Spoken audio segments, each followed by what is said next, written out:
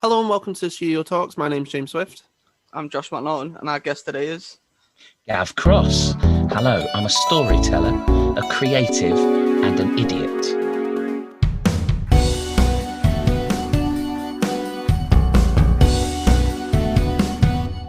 That's what it says on my. That's what it says on the card in my wallet. Brilliant. So, how are you doing in the new lockdown? Oh, isn't it brilliant? It's It's been fantastic. What a year we've all had. Well, I'm one of those pesky freelancers that kind of this, that, and the other. And so, like many people, I can't complain. I had fell off the cliff at the beginning when the diary empties in hours, and then been on, it's like the X Factor, been on a journey. and actually now, if I never leave the house again, if I can maintain what I'm doing, which is not necessarily possible, I'd be all right. I've heard that a lot where it's where people say to begin with they were like, oh my god, how's life gonna, and then nowadays people are like, I don't actually have to leave the house ever again. Like it's been really interesting. I do feel sorry. I'm going to say this, but I absolutely don't. I do feel sorry for people who own office buildings. Because why do we need them anymore? And I've done that job in my past. I've worked in managed office situations, and it's a dismal, dreary thing. Sorry for those of you who do that every day, or if you own office buildings. I'm sure this is a big podcast in that sector. But why would you? Especially for lots of things. Where would you rather be? Well, let's convert a little corner of this room and do this here. And I might even put trousers on again one day. That's what my friends have said, because I've got a few of them that work in offices, and they've been working at home throughout the whole lockdown, and like, yeah, I don't think I'm going to go back. I'm just going to stay at home and just see if they'll let me keep my job. There is that thing, isn't it? And I think we're at the front of the truth of where the jobs are. And I think everything's shifting, and we still don't know. It's still uncertain. I've got friends who have proper jobs, and they're at home, and the job they've got, I think that one in particular, probably that's where they'll be forever. The business, which is a big one, is very happy, and they're very happy, and they're actually much more productive. And of course, the business are going to end up saving loads of money as soon as their contracts are up. But so who knows what happens next year? Maybe because we're terrible humans, it'll all go away for one reason or another, and we'll all go back to the awful people we were. Good. I hope so. You hope so. That was James there. He's confirming he is an awful human being. But confirming he is a human being. So, win some, win some. What are your plans for Christmas, and will it be different for this year? Yes. So I don't know if you know, but my Christmas started in April. Right, okay. Should I tell you about that? Yes, please, because that sounds really interesting. And my Christmas hopefully will finish at 7:00 Christmas Eve. Right. And I'm sick of it. Okay. So, so my main job is a storyteller, and as you'll maybe see, that I am in my early 20s, of very slim built, brown skinned, shiny chin. No, I'm old, tall, broad, and very hairy. Can you confirm that, guys? I thought the first description was fine, but that is so. James, you're back in the good books. Josh, you are now on the outside. That was a first test. Since you said I was a horrible person, I was like, right, I need to. Gonna play catch up. I'm just gonna dig that hole deeper. It's the seesaw of emotions. So the last few years, it started. I'm a stunt double for Father Christmas sometimes, and Father Christmas is incredibly busy, and lots of times it is him. But he can't do everything, so sometimes I double as him. quite well because I've got the beard. And those awful ones who they don't have permission of Father Christmas. I do. He's actually my cousin. Twice removed from family parties. I was outrageous. I deserve to be removed by him. I've been a stunt double for a couple of years, and he was very busy in April, and he wrote this letter to children about what was happening in lockdown. It was a very reassuring letter, and a friend of mine said, "Can you get your cousin to read this letter?" And he couldn't, because I couldn't get through to him, so I did. And so in April I was being my cousin. Oh, nice. But that actually I ended up sending messages on behalf of my cousin to karate clubs in North America, which was very weird. But I didn't want to promote or sell that because I didn't want to profiteer in a lockdown. So I closed that down. And then I've been standing in for my cousin since September. Well, I started a group which said, "Would you like my cousin to send you a message? I'm his online admin." And I invited a few of my friends in so he wouldn't look lonely when I opened it properly in November. And the following day, I haven't stopped working since.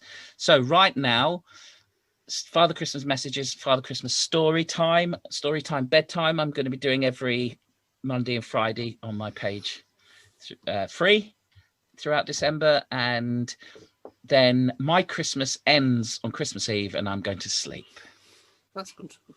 Do you have any plans for Christmas Day?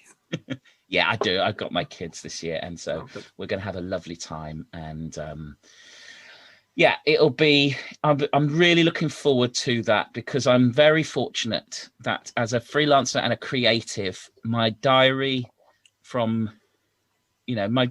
up until the middle of September was drastically empty. Bits and pieces, lovely commissions from lovely arts organizations that got me to do online storytelling and make little videos, small little oases of creative joy and little pots of money. I did manage to secure a bit of Arts Council support, and I haven't paid my mortgage for 6 months with permission. So that got me, as a creative, that got me through. But now I am very fortunate that I have been working from home since mid-September.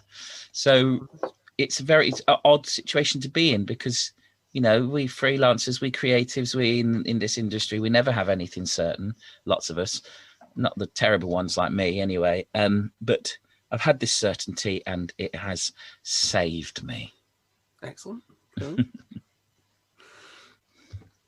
So what's your history with acting? And did you always want to act? Yeah, I don't call myself an actor. And I think that's not like faux kind of night, it's like, oh, I'm ever so humble, guys. I do call myself I'm a storyteller, and it took me years to call myself that because I honestly thought to be a storyteller you had to be old with a beard, and suddenly I was, and also have a hat with a feather in it and be able to play a musical instrument and sing. And I can't do those things. Hats don't fit my head. My head's too big. Genuinely, that's just a disappointment. And so I was a performer, but I ended up moving towards a storytelling approach in what I was doing, which is a lot of drama facilitation in and around education. I run a comedy club for kids. I think we talk about that later. And so I kind of called myself a performer and a creative, because an actor to me was something else. You had to be able to learn lines, do plays. And I hadn't done anything like that for a long time. But my very quick journey, like perhaps lots of people, from school plays through to youth theatre, loved youth theatre. But my brain said to me, I think you'd be all right as a drama teacher, which I was for a good long while in secondary. So that was the journey I was on. Parallel to that, I've always been a community performer, practitioner, artist. So youth theatre, and summer schools and community plays and performances. And then I kind of, for reasons, I ended up doing that almost full time. And that's been about 18 years now as a creative. Oh, wow. That's fun. So it's a nebulous word, isn't it? But I like to use the term creative because if we get a little bit kind of like so I'm part of the creative industries, which is absolutely huge in the UK. Yeah. And we don't necessarily talk about that in schools. You know, we talk for some reason a lot about, and I've got nothing against them. I'm a big fan of what they do and their outcomes, like the fishing industry, being someone who works in the fishing industry, which is worth a few billion, single figures, few billion to the UK economy. Us creative industry, we're worth 90 billion to the economy. So by identifying as a creative, I'm identifying as this industry, which is a huge contributor to what we do here. And it also means that as a creative, if somebody asks me to do something, I just lie and say, yeah, I can do that. Yeah. I completely understand. And then you go away and learn, don't you? Yeah. I as you said, James gonna drop his little bit of No. music, did you know? Go on. No, when you said that, then like instantly, like a billion times in my life, someone said something, and I went, "Yeah, I can do that," and then like learn it after saying I can do it. So that is a completely relatable thing. And that's the thing that we have to do in our lives, isn't it? Which is, you know, which makes the complexity of the last few months. What do you do? Or what do I do? I don't really know what I do, but we'll anchor it on storyteller. Yes, that's a job. And we're all storytellers, really. And creative, we don't know what that means either, but that'll do. And idiot, well, that's self-explanatory. I think it takes a certain level of knowing yourself to be able to confidently say, I'm an idiot. Well, it's a beautiful word, it to me, and I know it has connotations. An idiot is that from a theatrical point of view is, and I know it's got like hang-ups, clinical hang-ups as well, but you know, the idiot is really important. No one could watch King Lear without a little bit of the fool. No king should not have a jester. No. You know, that an idiocy, and it comes from that notion that we I'm a big fan of Laurel and Hardy. I think they're beautiful, and they are nothing. There's no better description than the fact that they are beautiful idiots, because we watch them and we go, oh, you idiots.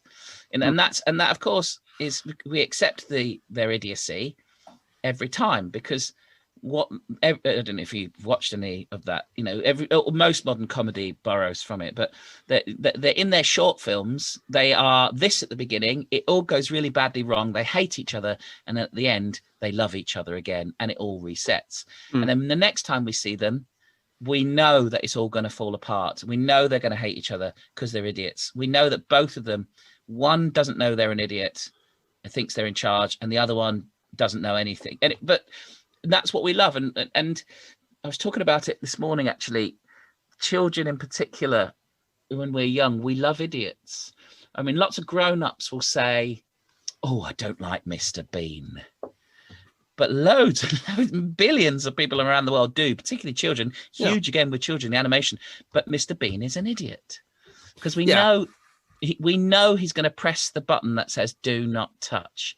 Now, it's okay and we're safe when Mr. Bean does it, but if we're watching a live feed of a US president with a big red button that says do not touch, that's a different thing. But we want the idiot to press the button that says do not touch, because we know it's all going to go wrong, whilst at the same time we might be saying, no, don't do that. We shout at the idiot. We shout at the idiot, he's behind you. Yeah. Because the idiot goes, what? He's behind you. What do you mean? You know, and then they turn and they're not there. And so we love those people because they're worse than us. Yeah. So I do like that character. And I do, most of the stuff I do is family friendly, family focused, children. And my persona perhaps is quite, I'm a big fella, and lots of people tell me, somebody told me for about 3 years that their daughter was frightened of me. Oh. And I did say one morning, well, if you say that every morning, every time I'm there, she might be. They stopped saying that, and we got on very well.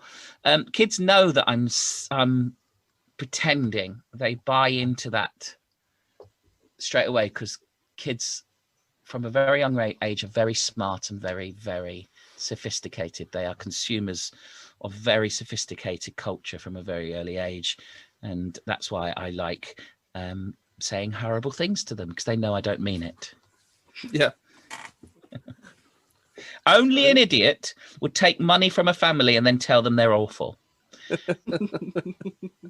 Only an idiot would do that. So that means they will come back again. Can you explain Funny Looking Kids and what is the origin of the show? Yeah.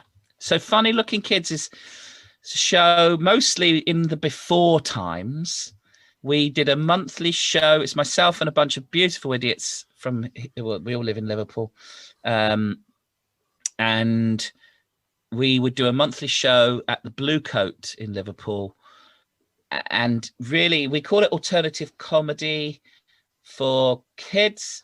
And what it is, it's like performers and sketch artists and puppeteer and writer, and we put on a monthly mostly brand new material. We used to do. It's right. We still talk about it in the present tense, but we did a couple of online things. So basically it's showing off to kids for a small amount of cash. Right. Okay. But it came from, when, everyone's got a podcast these days, these people who do podcasts. James has got 3, I've got 2. Well, I had a podcast, and I'm going to be one of those guys. I had a podcast, guys. Yeah. Back in the days when I had to explain what a podcast was. You had it before it was cool. It's not cool, mate. It's not cool. It's still not cool. It's just there's 10 people who earn money off of them, and everyone else will. It's just the death of radio. That's why you're here. I started a podcast with a very good friend of mine because we wanted to do a podcast about the comedy we loved, because I'm obsessed with comedy, but a particular, I love alternative comedy and very silly stuff and non-mainstream, I suppose, whatever that means. And I got my friend to do it with me because I thought he knew about podcasts, but he didn't. Anyway, we learned how to do it together. We called it Funny Looking. We thought we were clever. We're looking for things that are funny. There you go. Hey, we interviewed people like James Acaster before they were famous. Nice. So this was years ago now. Anyway, and then I ended up doing other things. So I did like a live thing on Spreaker. So that became Funny Looking Live. And then I did a festival of alternative comedy in Liverpool Comedy Festival. So that became the Funny Looking Festival. Yeah. And then my kids said to me, can we come and see anything? And I was like, no. Oh, no. So then I put on a kids comedy show, Funny Looking Kids. And I picked people who I thought were just brilliant performers here in Liverpool, Rob and Lee and Liam and Alice, and to do a show for kids. And we started in 81 Runshaw Street, and we kind of grew, which was nice. And now we do, and we've done it in venues. And it is very, again, I was talking about it for another thing this morning, guys. It's not just about you, sorry. And what it was, I was doing a talk on children's performance and theatre. And the person who asked me to do it had been to a Funny Looking Kids, and they remembered a couple of things we did, which were really super weird things they described, but they loved. But to us, it was just what we do. Kids love it when I'm horrible to them. Liam eats things. Alice is just got this brilliant face, and she is super silly, and we got all these recurring characters. Rob Bond brings Thaddeus Bent. Lee, who's Rubbish Shakespeare Company, he's got this wealth of characters, and he's very physical. And I host it, and we grew a very loyal audience. And what we always wanted it to be as well was funny for the family, the whole family. So that even though we targeted it at 7+, and we said, if you like horrible histories, you might like this. We've only had 2 walkouts when we got it a bit wrong. We went a bit too far. And that's only because it went dark. But we say silly things. We say serious things. We're not... I like things that you can watch things as a whole family, and you're laughing at something when you're a kid, perhaps, that when you watch it back when you're a bit older, you go, why was I laughing at that? That's the funny bit. But if you can hit that where different people are laughing at different times at different things, so you're kind of like, we'll say, we'll do this, someone will fall over and that'll make them laugh. Someone will make a reference to Radio 4, that'll make them laugh. Someone will say poo, that'll make them laugh. Someone will shout at a kid right in their face. But don't worry, we set it up because it's actually my kid. That might make nobody laugh, but it makes me laugh. And just do, from beautiful sketches, monologues, skits. I like playing game shows where it all goes wrong. And it's a noise and it's a chaos and it's a cacophony and we miss it. Brilliant. I don't know if that answers anything. I just enjoy talking. Definitely. I've seen one funny looking thing that you did, funny looking kids you did at the studio. Yeah. That was years back now. That was and then, years. Yeah, it's lovely. I also saw one of the Rubber Shakespeare's. I always thought that was part of it. Right. So no, it's I've always kind of wondered what the background of that was. It is. I'll say. Let's see. I'll be a bit provocative. Liverpool has a brilliant comedy scene, but it is quite mainstream. There's lots of clubs and it's changing, and I hope it will, but traditionally it was built on the kind of straight white male presenting, 3 guys and a microphone and one, but the alternative comedy, and also some quite interesting alternatives. So the people you might see at a weird little comedy festival wouldn't bring their tours to Liverpool because there wasn't really an alternative comedy scene. Now Rob and Lee and Alice and Liam, they were part of a little alternative comedy scene as well, and things come and go. So we couldn't get a grown-up. Have you heard this? So I did this monthly Funny Looking Presents. Everything's funny looking. So the last people I had on were a duo called The Delightful Sausage. I don't know if you've heard of them at all. No. Well, they're brilliant. I can really recommend them. And we've had them at funny looking events, things like that. But they're now like, Amy is doing sketch on TV. They're both writing. They've got a brilliant podcast themselves. It's very, and they got nominated for Edinburgh. The last gig I did was with them, where I ended up basically paying them 50 quid to do a performance because I was losing, because we couldn't find an alternative comedy audience. So we still had all these desires and interest in doing it. So we thought, well, why don't we just do it for families and grow it from there? And we've grown to the point where we're fortunate enough to be selling out at the Blue Coat before the world died screaming. And starting to take it to places and tour and have a little tour show. I think what we brought to studio was our tour show then, and we never really got, because you can't, because the work I do as a storyteller, I can be a part of a circuit of storytelling, of theatre for families in libraries and small venues. But actually the idea of taking comedy, I think the perception that comedy is for Friday nights and it's aggressive, we're aggressive, it's like this, it's that, and we don't think it's those things. We think it's for everyone, and we think it's let's just laugh. So it would be lovely to get that out there, but when we all wake up again, I sound quite, wake up, sheeple. I'm not that person. I am not that person. So when did you first get interested with storytelling? I suppose I realized early on that I loved the sound of my own voice. Right. Okay. Yeah, and I've got to do something with that. I think perhaps not to be glib about it, as being a teacher is a storyteller. I think the teachers I remembered were the ones who didn't just tell me things, they told me things. Right, okay. The teachers that drew you into a world, that painted pictures. Perhaps there's one or two teachers that you remember. And as a drama teacher, it absolutely was my job. it's a pretty beautiful job to have, because yes, everybody in my school was forced to do drama in, Key Stage 3. But as long as you're not, right, stand up and act, do it better, as long as you're kind of drawing people on a journey with you, most people enjoy it. And then you get to a point where the kids who want to do it choose to work with you.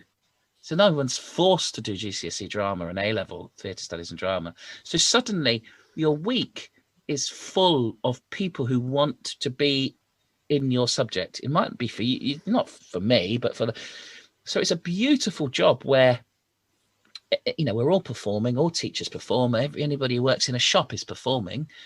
I don't speak like this to my kids. This is it's not my phone voice, but my tone and the way I'm doing it. So if I was talking to my kids, so what would you like for tea? Do you want a fish finger sandwich, or should we go for ravioli? Of course my kids will go, you're right, Dad. So we have a storyteller voice for our audience, and that audience might be, when the neighbor knocks on the door, or when you're going to the co-op, or when you're standing in front of people speaking. So that always interested me, because sometimes I would draw people into my lessons through story, through devising, through character. And other times, if I was because I was a young teacher, very hungover, I'd just give them a script and say, act it out. So that interested me. And then as a kind of workshop drama practitioner, facilitator, I would often work through story and make stories happen. I would perform at workshops instead of standing at the front and go, right, let's do a warm-up game now. I'll throw you a bean bag and say your name or something. That's not my style. It was about, okay, let's go on this. If a school would ask me to do a workshop on the Vikings, there's no point me telling them about the Vikings. We might as well become a Viking. And so from the start, that I'm Ragnar, whatever it might be. So that I started, and like anything, and I could see the guitars there, and I'm sure both of you have hidden talents somewhere. But when you start doing something, you start finding little hooks, and then that worked. I'll say it in there. Oh, that worked. So suddenly you end up with these very off the cuff sounding, but highly polished little moments of conversation that, even though they're functional things, people are listening to you. Because I also, my other hat, I'm a trainer, public sector trainer in services. And so people would get me to do things because they say, oh no, we do learn, but we also laugh. And so that's quite a good way. They don't get me to do the serious stuff. It is quite serious, actually, what I do. Because that is story to communication. Because we all know that if we have to go and do something some kind of functional training. I know what's one I've done recently. First aid. I did first aid last year. We did that at the start of the year, didn't we? There you go. So if you've got a trainer you've got there for 2 days and they're just tedious, two things, it just goes on and on and on. You have a horrible time and you don't learn anything. However, if you've got someone who's going to take you on a journey, and this is what you do when they're slowly dying in front of you. Come on, kids, let's have fun. And whatever it is. Someone who is drawing you into the world because they are communicating in a particular way, then you learn more as well. So then I started people started asking me to do storytelling sessions. Could you come and tell us a story? And they just morphed into shows. And so now I've got this ability, hopefully, to grow a little world of my own stories. But it's quite, I love it because it's just me, but I do like collaborative work. So that's why my storytelling is just me. My storytelling shows is just me, but the Funny Looking is about working in partnership with people, and that is a delight as well. This is going to sound like a weird question. Don't ask it then. Okay, next question. No, but how much of your storytelling is improvised and how much of it is wrote? That is a good question. Right, I don't write in terms of fingers on keyboards. So for instance, one of the things that primary schools I ended up working a lot in, wanted me to do was kind of inspire writing. Okay, they want me to inspire writing, perhaps. So I always go and fall into, I love traditional tales. And because they're super weird and terrible. And so what I would do would be to find something and give it a twist. And so I can do, so if I'm telling a story in a school and somebody says something to me and I spark a response that gets a laugh, if I can, I'll try and remember that. And then the next time that comes up, I can say that again and add on it. So writing comes from improvisation, really, for me, to the point where that will spin and grow. But that means that if I don't record something, I might not remember it. But I now have recordings of these shows and little notes, but they're never full sentence writing. I can't do that. But I can look at 10 bullet points, and then I can probably talk for an hour. And, I don't know if you ever did any revision. I was never very good at it. But if I did do it, I'd try and turn that information into 10 bullet points. And then I'd try and turn those 10 bullet points into one. Right, okay. So that if I then looked at 5 bullet points, my brain would hopefully go, do you remember all these things? And I think that's the same with me. So if you wind me up and set me off, and, if I might ask you some questions. Who's it for? How old is it? How old are they? What do you want me to do? How do you want them to feel? Then I'll just start. If you tell me this, I've got 5 minutes to tell a story, I'll tell a story in 5 minutes. If you tell me I've got 15 minutes, I can tell the same story in 15 minutes, because I know that I've got these spare bullet points that I can go off on and come back to. As long as I come back to the sequential order of my story, I can go off. And that's what's fun when I'm with real people, because I'm going to finish with a story for you, but it's much more fun when I've got someone in front of me. I love it when a young person throws me a curveball, some kind of, not interruption, because that's a negative word, some kind of intervention maybe, because then you can go off and play. And if someone says something interesting, I can always go back to that. But I always know at some point I'm going to go on to bullet point 3. Okay. So that's how, and I think that's the same with anybody who's public speaking or speaking. No one likes the best man, woman, person speech when someone's reading it. What they like is someone who looks like they're winging it, but actually has a confidence in what they say. So I think I am polished and I look like I'm winging it. Right. Okay. I know that I can dig myself out of the hole by carrying on with the story. Chaos. I love chaos. Brilliant. How important is humour to storytelling?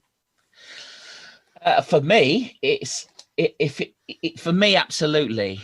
I have lots. I don't know many storytellers, actually. I know some, and I know some of them. It's a very serious ancient art form that I'm not very good at. The serious ancient thing. I am in awe of my folklore storytelling colleagues who have 50 stories from 50 different folk experiences in their heads, and they can tell and tell and tell. I don't have that for lots of reasons. But I think I'm very needy. Right. And that need is I want people to like me. But like any performer, are you performers, musicians yourselves? Sorry, I haven't done the research. I'm not weird. Go on, James. No, I'm not. No. Yeah, I do music. Yeah. So you'll stand there performing, and you might have, let's say, I'm guessing you'll have 4 or 5 people in front of you. No, so you got 50 people in front of you, and 49 of them are loving it. Yeah. Your brain does not acknowledge the 49 people loving it. What your brain does is it finds the one person who seems to be standing there, arms folding, hating your very existence. Yeah. None of that might be true. But then what happens for me, and I think a few other people, my brain goes, get them, make them laugh, make them love you, get them. And if you can make it, you know, and I've had conversations with you know, like lots of performers, you've had people come up saying, oh, so sorry, I really enjoyed that, but I've been a bit distracted. And inside you're screaming, well, just smile then.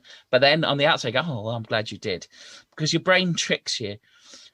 So if I could make people laugh, and I like making people laugh for different things. I did a performance recently at Norton Priory.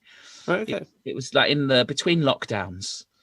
We did some live storytelling, socially distanced, and it was lovely. And I was doing my show, Twisted Tales for Terrible Children, on Halloween. It was wonderful. And again, I was between bullet points, let's be technical about it. And for some reason, I went on like a 30-second cul-de-sac about the radio show The Moral Maze on Radio 4, and I just said a few things about how they get awful people on and aren't. Anyway, it was a 30-second cul-de-sac where 90% of the audience were like, but 10% were really laughing. And that's enough for me, because I was straight back onto the next bullet point where everyone is a bit more, you know, but it's like, okay, I've got them. And I genuinely think it was because there was somebody who was a bit arm-foldy, and I made them laugh with a Radio 4 Moral Maze reference. So my brain went, right, forget them. You've made them laugh. That's okay. Let's go. Get back to the kids, Gav. Get back to the kids. See, that would be the thing that ended the thing for me, like the show for me. If there was, that's usually like, if I notice one person, and usually it's more than one person, but like, if I notice like a couple of people who aren't so much into it, the rest of the gig, the show is me kind of going, right, well, this is nothing. Well, that's where the creative brain fails us and fuels us, because I've not met anyone I genuinely value and respect who hasn't got that fear. Someone who goes on and goes, I don't care what anybody thinks. Well, that's either not true or they are clinically problematic. Of course you care, because you want to be whatever version of entertaining that is. And that entertaining version might be thoughtful. You might want to make them laugh. You might want to make them think, feel. You might want to make them feel valued. You might want to frighten them, whatever your intention is. But you want them to connect with you. And whether that be through music, poetry, dance, storytelling, comedy, painting, photography, whatever our creative form is, it might be, you know, giving a lecture even, you know, we want someone to feel part of that. And so the imposter syndrome of a creative is both the fuel. I don't, you know, I know it's not like that kind of in-depth podcast, and you know, you're very light fluff, lads. It's, you know, if we're constantly thinking I'm failing them, then we will. But if there's a little bit goes, I need to up my game a little bit, then it's not unhealthy. I think for me personally, you know, I think, you got it. I think you kind of got him on earlier when you said that. I think you said that you personally just want to be liked. I think that's a common thing within humanity, where it's it's glib but true. Yeah. Well, I want somebody. Well, I need someone to leave. Not everyone. I need enough people to leave and go, I enjoyed that. I'm going to do one of a few things. I'm going to follow them. I'm going to recommend them. I'm going to come back. I'm going to remember this. And, you know, just the whichever one it is, you know, passive or active, that's your aspiration. You want to do no harm, and you want people to have left enriched in some way. Right. And you know, if we don't do that, then we're just I don't know why we're doing it. I do know, you know, obviously we can get to a more philosophical conversation about the value of art. Do we do the art and creativity for us or for them? There's a middle ground for what us performers that need to take an audience on a journey with. I mean, I'd love to be able to be an abstract artist that makes a canvas or an object and people go, that's amazing, you know, but I'm not. I'm a hack that needs people to enjoy what I'm doing. Right. You could have said no, Gav. I know. I nodded, and then I was like, I mean, no. It's a really fine line, isn't it? Because I have to have enough confidence to do what I'm doing, and I'm not. It's an awful thing, because the bit that I think lots of creatives are not good at is knocking on someone's door and saying, I've got this. I think you'll like it. That's the bit I'm not good at. No. And very often, if people ask me to do things, I'll probably say, oh, no, I can't do that, really. I don't know. No, it's not for me. And then you're kind of reminded constantly, you know, we're all quite fragile, aren't we, as human beings? So we do need a little bit, but too much of it. You know, we know that in society, if someone is constantly told how brilliant they are, they forget how brilliant they actually are. And then they just trade on. Not that I've ever experienced that. Again, I think that's a really common thing where when you've just said about you being like a hack and stuff, like I think it's easier to simple thing what you actually do down and say like, oh, I just do this. Like me, I say, oh, I just play guitar, it's fine.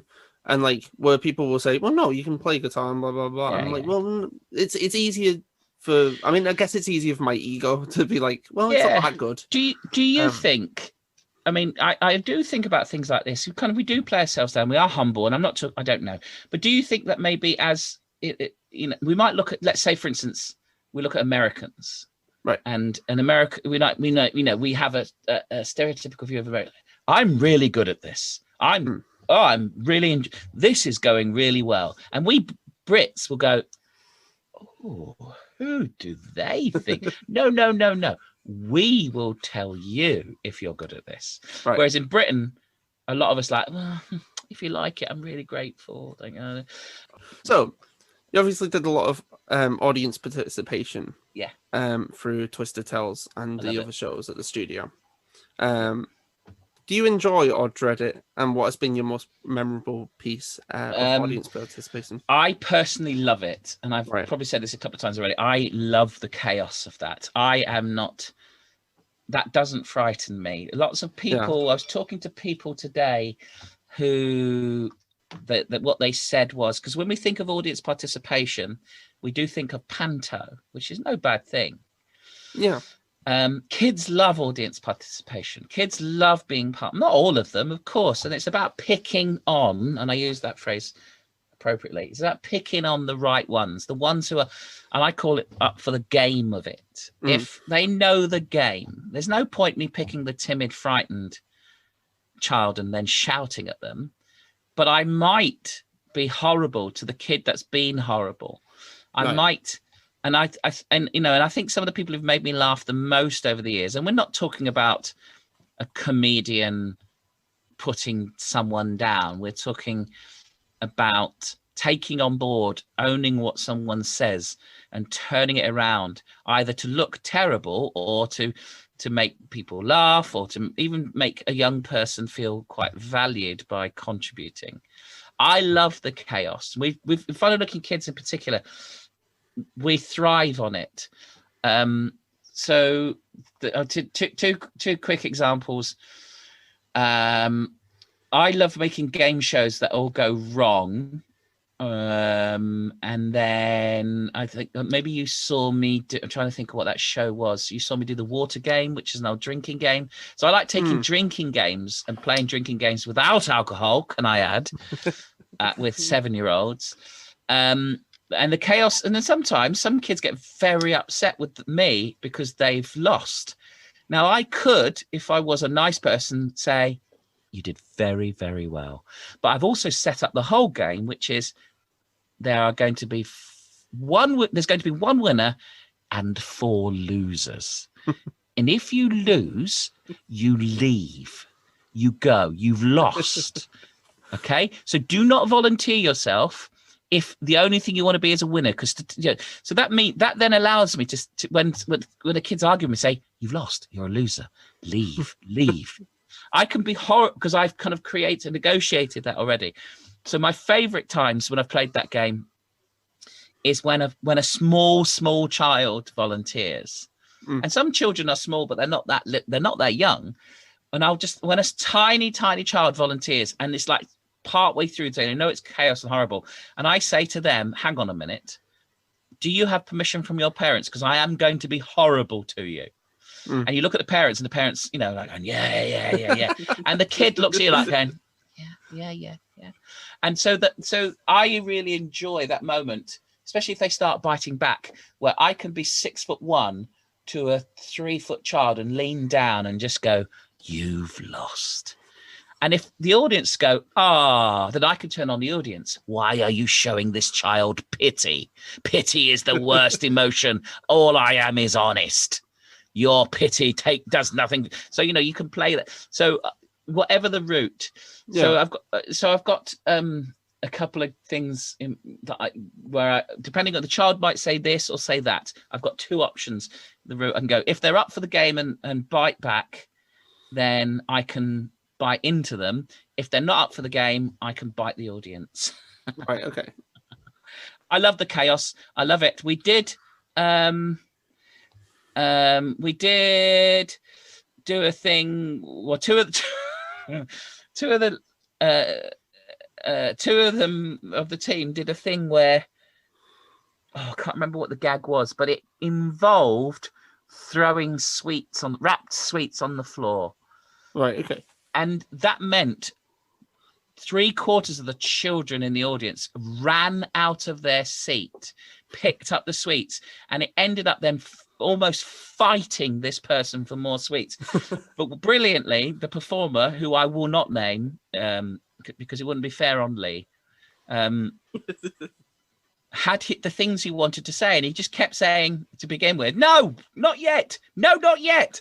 You've just thrown sweets on the floor, mate. What do you want them to do? So once they lent into that chaos, I think it did end up with one of them getting a good kick in from the kids, but that was worth it in the end. So I think if you enjoy that kind of thing, then you can really play with it. Excellent. Is there ever a fear of I don't want to say I don't want to say fear of the heckle, but where you kind of I don't really. Because the thing is with a lot of the shows with kids, for example, in particular, they seem to not want to stop heckle him back. Yes, I think you have to. Again, I think maybe.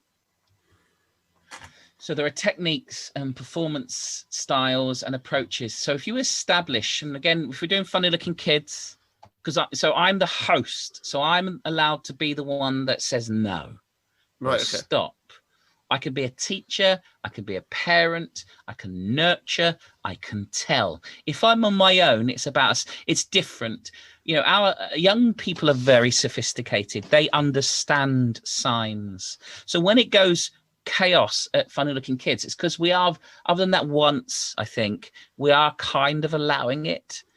But they know they know when it's right and they know when it's wrong. So if I'm telling a story, if I'm doing a show, I want one story to be silly with lots of audience participation and then individual focus points.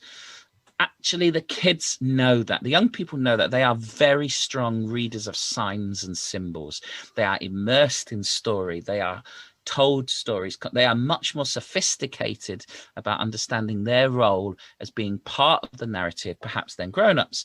Hence, and also the difference between you've feathered around the word heckling. Kids don't heckle, they get involved. Hecklers invariably heckle because they are drunk. Right, so they don't, their filters are off. Kids can turn their filters off, but they know when to switch them back on again. They're actually and again, you use techniques, and that's about, leaning into the story, slowing the story down. Those are signs. And the kids know, if you've got the right dynamic between you and the audience, then audience knows. I don't mean kids always sounds a bit dismissive. It's not. It's a term of endearment for the little idiots. Your audience, if you've got a good dynamic, knows that when you slow, when you stop, when you change, when you are signaling that this is a different moment, your audience knows. They take the cue. And if they don't, there are techniques that you can use. So, again, perhaps going back to the analogy of school, I know some people had a terrible time at school, and hated all teachers. But you also know, I'm talking stereotypes. The teachers that were really dangerous were the ones that didn't ever shout. Right. And you know that when, if it was all kicking off a little bit, if that teacher at the front just went, that's enough, everyone goes, all right, fair enough. But then some teachers who say, right, that's enough, stop it now, stop, right, pack it in. And then it'll just carry on. But if you can, and that's what goes back to this idea that we are all performers, we are all storytellers. We can all, and as long as people are picking up the signs and signals, most of the time, of course it goes wrong sometimes. And you can, I think somebody reminded me recently, this is very strange. It just popped into my head. This year, somebody reminded me of a youth theatre show I was in where I was heckled constantly by my nan. Wow, okay. All the way through the show, she kept commenting. And it was a beautiful youth theatre, beautiful people. And apparently it's very remembered because I'm playing a character that was eating. I look like someone that eats well. And it was all quiet. And then I remember it vividly. Oh, he likes cheese. Oh, he does like cheese. Yeah. So it's just like, oh my God. And of course, being 15 at the time, I couldn't interject. Now it would be, yes, I do like cheese. I absolutely do. I don't need you, my inner voice, telling me, whatever the technique is. Yeah. Then I just died inside and I've never recovered. I could have been someone, guys. Yeah. I could have been, but for my nan heckling me. God bless her. You're going to have fun editing this. I'm glad James edits it, not me. Do you want me to pause every other sentence so you can cut things out? If you could. Just every other word, if you could. What are your plans for shows in 2021 and how can people find you online? 2021 will be really interesting because we're not in the great reset yet. No. We're in the great uncertainty still. The journey that I've been on, again, back to the X Factor. Earlier you said, the journey I've been on, it's like I'm on the X Factor. I thought you said I've been on the X Factor. And I was like, wow, okay. Well, I was invited, like most performers this year, to go on to Britain's Got Talent. Right, okay. They're not my people. No, good. Because then I said, oh, thanks for the invite. Yeah, it's interesting. So will I get paid or is this? Oh, no, we're inviting you. So, no, I shall decline them. Because basically that's what they do. They find people they're interested in to be disposable. Anyway, that's a different conversation. 2021. Right. So I've been moving things online. I'm hoping to get some support, and I shall find out soon, to be able to be pandemic resistant. The idea being that if I say I arrange a tour to I'm part of the rural touring network that I do. So last year I went on tour in the Northwest for a children's festival called Big Imaginations, and we'll say we're all going to lockdown again. Then everything gets cancelled. But in the Great Reset, it may be that if you buy they're usually cheap tickets to see Gav Cross do his storytelling in your library, community hall, school, or whatever. If for whatever reason you can't go there, then it will probably say, if we can't do it, then here's a link. It'll go to Zoom. So okay. I'm learning how to do more online storytelling. So what I've been doing with my shows already, to use an analogy, I suppose, I've got these shows that exist. They're these square things. Online is a round hole. So I can chip the edges off and I can get it through. But next year I want to make round stories that fit into the online world so I'm not going to be playing Fortnite, but I am interested in streaming. Right, okay. streaming storytelling. And so I'm going to learn how to use technology to be able to stream multiple cameras so that I can tell a story, do the offside to another character. So, here, maybe if I'm reading a book, can I have another camera that if I open it just flips and it looks at the image? So play with the form. So that's what I want 2021 to be. Hopefully we're all up and running again. But I think any creative industry practitioner knows that we've got a long tail. We're the last to go back to work. Yes. Whatever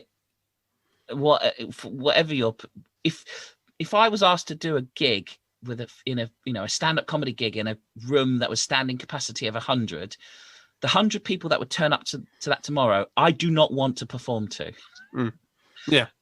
If there were 30 people, then I'll perform to them because they, for whatever reason, they're spread out. But that's not viable for venues. So that's why our industry, creative industry, and I genuinely, I've been very, very heart-warmed by the community drive that the studio has had to keep people connected. But we know we've got to get back to some sense of normality to be viable. There are beautiful theatre companies that don't get any funding. The money comes almost entirely from tickets sold, and they can't sell tickets. So next year, I want to be able to offer myself as a storyteller, but if I can't come to you, then you can come to me online. And when you come to me online, it's not just me at you, it's a bit more than that. I want to play with the chaos that I can create in a room. So how do I manage the chaos in Zoom? How do I, how can I do things with other performers that's interesting but they're not in the room with me? So that's what I'm going to spend 2021 doing. Hopefully. Brilliant. I'm glad you found a way of doing it online. Well, I've got my cousin Father Christmas has gifted me a little group of 5,000 people since September. And if I can do enough that draws them from him into, Father Christmas into me, Gav Cross, and I've been using a model this year, which has been free, pay what you want. So using one of these, it's a Coffee, the donation website. And so to me, it's worked well because if the things I've done, about a third of people don't give anything, and that's okay because you hope that's for the right reasons, which is it's not right for them right now. A third of people have given something, and that's been brilliant, and a third of people have been generous, roughly, shall we say.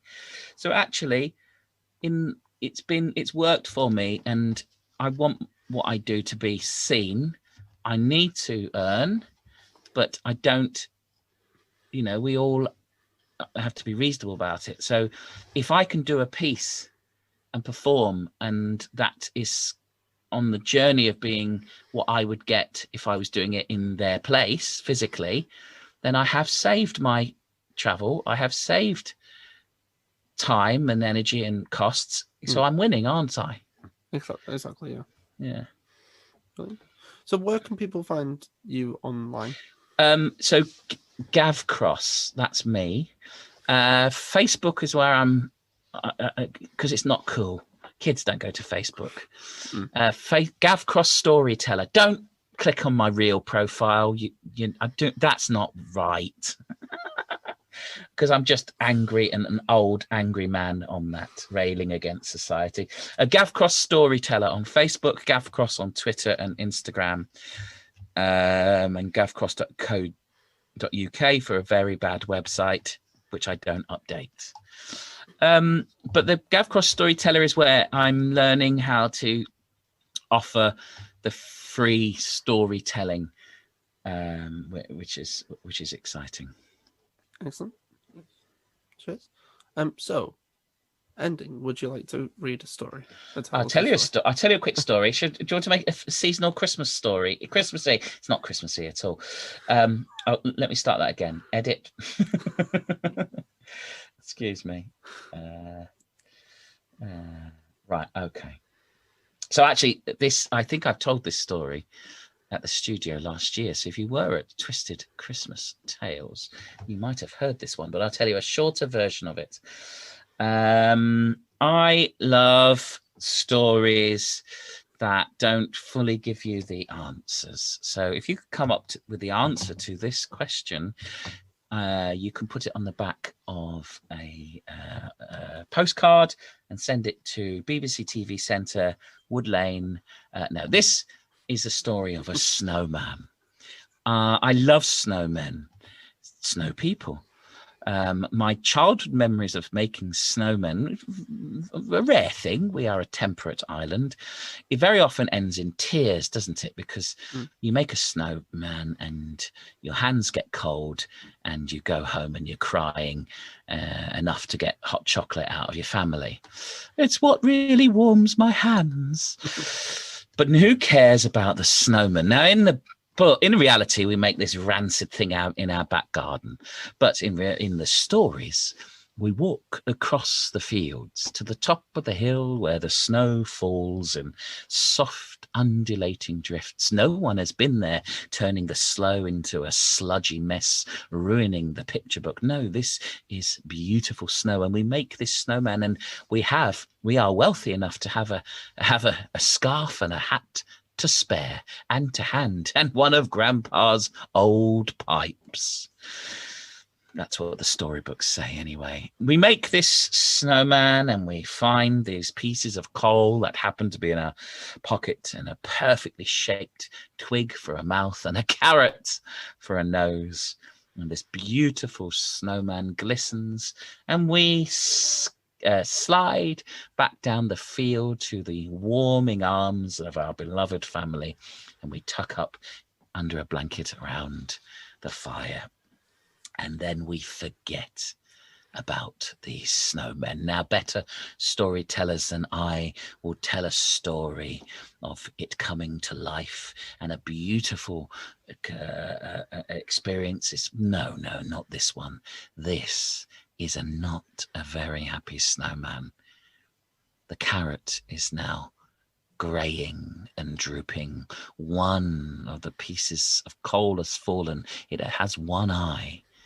The mouth has slipped to a sneer, and the snowman is not happy.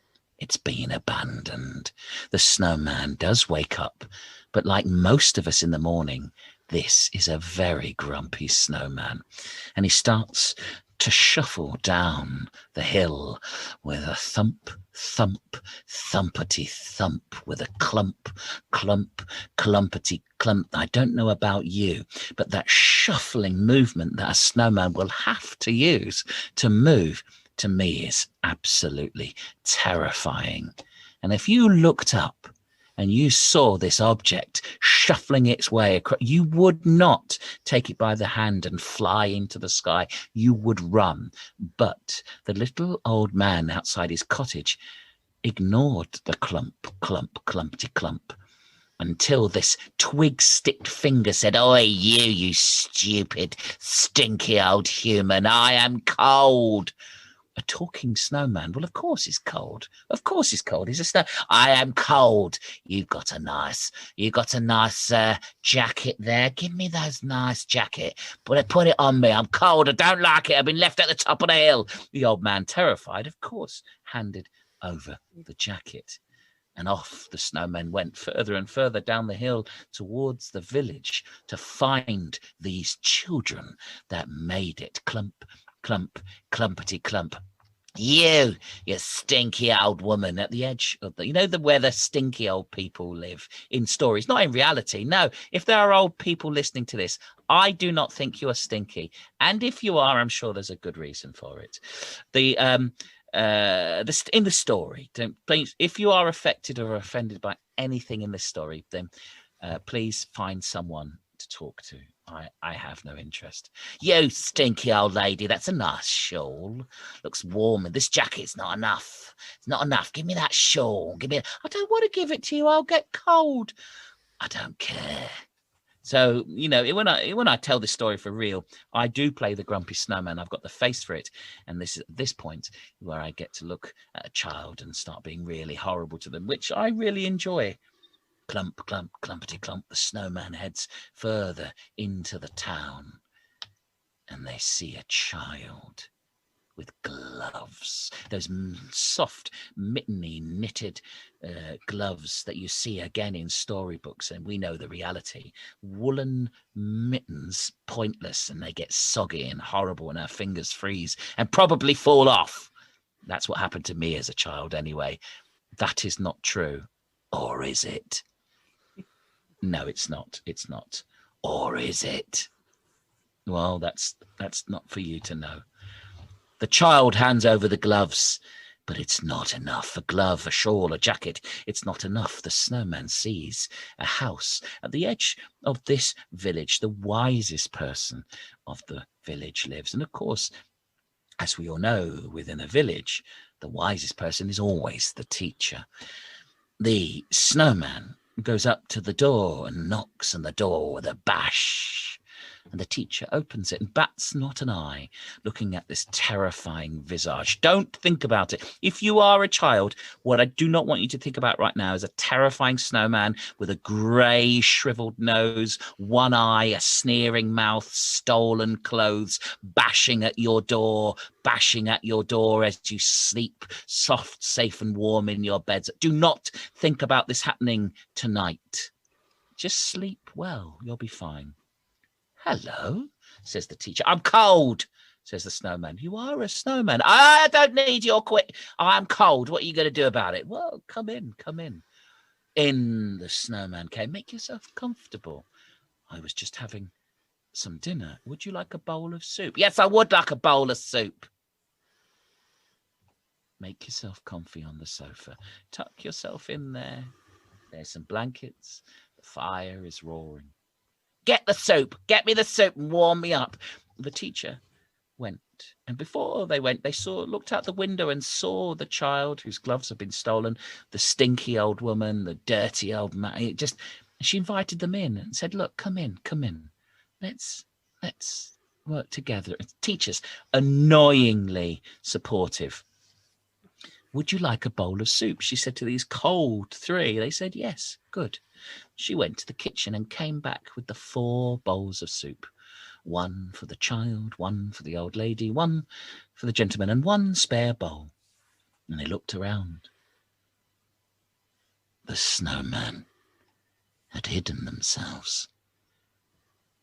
The snowman was gone. But for some strange reason, there, in front of the fire, a soggy pair of gloves, a soggy shawl, and a soggy jacket. Well, I'll have this bowl of soup, said the teacher, and we'll dry everything off for you. And I don't know what happened to that snowman, kids. Maybe it's behind your curtains. Maybe the next time it snows, it'll be at your back door. I highly doubt it, but I can't guarantee it.